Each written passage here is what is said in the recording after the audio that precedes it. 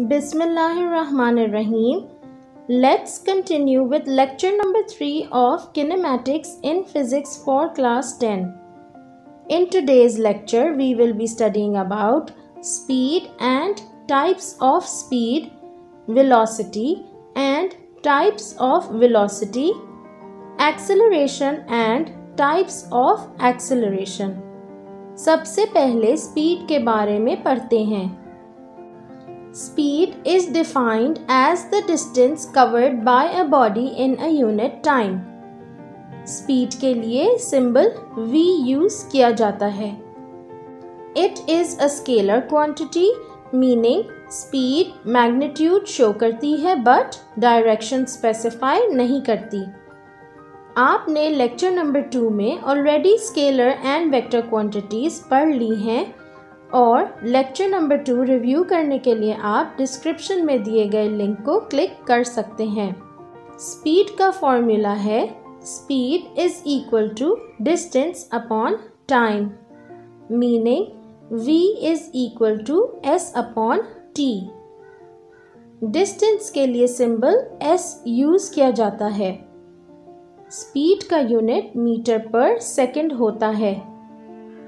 अब देखते हैं टाइप्स ऑफ स्पीड क्या है. स्पीड की टाइप्स हैं uniform speed, variable speed and average speed. Uniform speed क्या होती है? If a moving body covers equal distance in equal interval of time, the speed of the body is called uniform speed, meaning अगर एक moving body equal amount of distance cover कर रही है equal intervals of time में तो उसकी speed uniform speed कहलाएगी. Example देखते हैं. फर्ज कीजिए कि एक मैन सिटी ए से कार ड्राइव कर रहा है सिटी बी तक. टोटल डिस्टेंस 90 किलोमीटर्स है. इस पर्सन ने first 30 kilometres half an hour में कंप्लीट किए. नेक्स्ट दोबारा 30 किलोमीटर्स कवर किए और वो भी हाफ एन आवर में. एंड लास्ट 30 किलोमीटर्स भी उसने हाफ एन आवर में ही कवर किए. यहाँ आप नोटिस कीजिए कि टाइम इंटरवल्स तीनों हाफ एन आवर के हैं एंड जो डिस्टेंस कार ने इन तीनों इंटरवल्स पर कवर किया वो भी इक्वली 30 किलोमीटर्स का था.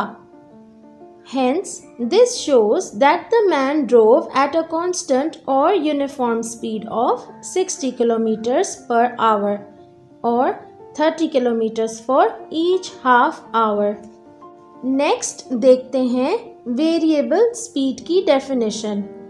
If a moving body does not cover equal distance in equal interval of time, its speed is called variable speed. Meaning, अगर कोई moving body equal distance, equal interval of time में cover ना करे तो उसकी speed को हम variable speed कहेंगे. Example देखते हैं. फर्ज कीजिए कि एक मैन सिटी ए से ड्राइव कर रहा है सिटी बी की तरफ.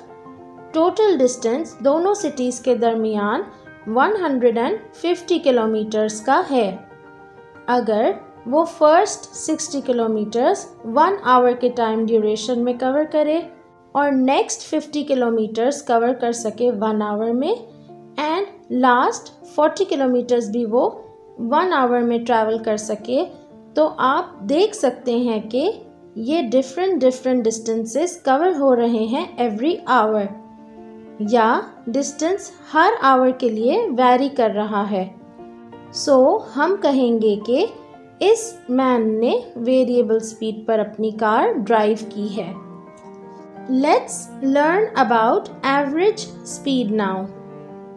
If we divide the total distance covered by a moving body by the total time interval, we will get the average speed. Meaning, अगर हम total distance को total time से divide करें तो एक moving body की average speed calculate हो सकती है. Example देखते हैं. एक बाइसिकल राइडर एक टोटल डिस्टेंस कवर कर रहा है 80 किलोमीटर्स का। टोटल टाइम जो उसको रिक्वायर्ड हुआ 80 किलोमीटर्स डिस्टेंस कवर करने में वो था 2 आवर्स। सो जब हमने टोटल डिस्टेंस कवर्ड यानी 80 किलोमीटर्स को डिवाइड किया टोटल टाइम टेकन से यानी 2 आवर्स से, तो जो स्पीड हमें मिली वो इस बाइसिकल राइडर की एवरेज स्पीड होगी। एवरेज स्पीड को हम v एवरेज से डिनोट करते हैं एंड उसका फॉर्मूला होगा v average is equals to total distance upon total time. Distance का सिंबल s और टाइम का सिंबल t यूज़ होगा। 80 किलोमीटर्स को 2 आवर्स से डिवाइड करेंगे तो हमारे पास साइक्लिस्ट की average speed 40 kilometres per hour आ जाएगी। Let's move on to velocity. जब आप स्पीड को एक डायरेक्शन दे देंगे तो ये एक वेक्टर क्वांटिटी बन जाएगी जिसे हम वेलोसिटी कहेंगे।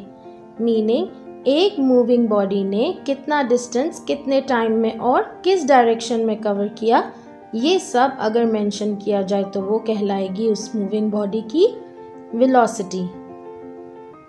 फॉर एग्जाम्पल, एक एयरक्राफ्ट वेस्ट की डायरेक्शन में ट्रैवल कर रहा है एट 500 माइल्स पर आवर। सो ये इस एयरक्राफ्ट की वेलोसिटी कहलाएगी। वेलोसिटी का सिंबल v है और ये शो करने के लिए कि ये एक वेक्टर क्वांटिटी है हम v के ऊपर एक स्मॉल एरो बनाएंगे। It is a vector quantity meaning it shows magnitude and direction both for its specification. Velocity calculate करने का फॉर्मूला है velocity is equal to displacement upon time. Displacement उस डिस्टेंस को कहते हैं जिसमें डायरेक्शन भी गिवन हो एंड उसका सिंबल है d। वेलोसिटी का यूनिट भी मीटर पर सेकंड होता है। अब टाइप्स ऑफ वेलोसिटी देखते हैं। वेलोसिटी की टाइप्स में भी एक यूनिफॉर्म वेलोसिटी होती है, दूसरी variable velocity and third average velocity होती है। सबसे पहले यूनिफॉर्म वेलोसिटी देखते हैं। When speed and direction of a body do not change, the velocity is said to be uniform. Meaning, अगर एक मूविंग बॉडी एक सर्टेन डायरेक्शन में ट्रैवल कर रही है और वो ना अपनी डायरेक्शन चेंज करती है ना ही स्पीड चेंज करती है, तो उस मूविंग बॉडी की वेलोसिटी यूनिफॉर्म वेलोसिटी कहलाएगी। For example, if an airplane is traveling in the same direction at a constant speed, it means that its velocity is uniform. अब देखते हैं variable velocity. If the velocity of a body changes in either its speed or direction or both of them, such a velocity is called variable velocity. For example, ये cars variable velocity के साथ move कर रही हैं क्योंकि ये continuously अपनी direction change कर रही हैं और अगर स्पीड या डायरेक्शन या दोनों चेंज हो तो मूविंग ऑब्जेक्ट की वेलोसिटी वेरिएबल वेलोसिटी कहलाएगी। अब देखते हैं एवरेज वेलोसिटी क्या है। If we divide the total displacement covered by the moving body by total time taken by the moving body, then we get the average velocity. For example, अगर एक boy 30 kilometres displacement cover कर रहा है 2 hours में, तो average velocity उसकी 15 kilometres per our होगी। कैसे, आइए देखते हैं। अगर ये बॉय 5 किलोमीटर्स एक सर्टेन डायरेक्शन में ट्रैवल करता है मार्केट जाने के लिए और फिर मार्केट से अपनी डायरेक्शन चेंज करके 15 किलोमीटर्स ट्रैवल करता है कॉफ़ी शॉप जाने के लिए एंड अगेन 10 किलोमीटर्स ट्रैवल करता है इन अनदर डायरेक्शन अपने घर जाने के लिए, तो ये तीनों डिस्प्लेसमेंट्स कवर करने में उसे 2 आवर्स का टाइम लगा। अब एवरेज वेलोसिटी कैलकुलेट करने के लिए हम इस बॉय की टोटल डिस्प्लेसमेंट को डिवाइड करेंगे टोटल टाइम यानी 2 आवर्स से। टोटल डिस्प्लेसमेंट होगी 5 plus 15 plus 10 that is equal to 30 kilometers. And when divided by 2 hours, we will get 15 kilometers per hour. That will be the average velocity of the boy. Let's move on to acceleration now. The rate of change of velocity is called acceleration. Meaning, वो rate जिससे velocity change होती है उसे हम acceleration कहते हैं। जैसे कि आप देख सकते हैं कि ये 2 बच्चे बॉल से खेल रहे हैं एंड इनिशियली जब गर्ल के पास बॉल थी तो उस बॉल की वेलोसिटी 0 होगी क्योंकि वो रेस्ट पर है। फिर जब उस गर्ल ने बॉल थ्रो किया तो स्लोली ये बॉल राइज करना शुरू हुई एंड एक सर्टेन हाइट पर आकर तेज़ी से बॉय के पास कैच हुई।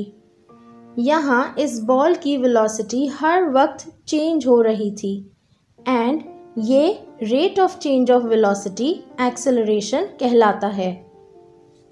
एक्सेलरेशन को हम स्मॉल a से डिनोट करते हैं। ये भी एक वेक्टर क्वांटिटी है और इसका फॉर्मूला है acceleration is equals to change of velocity upon time.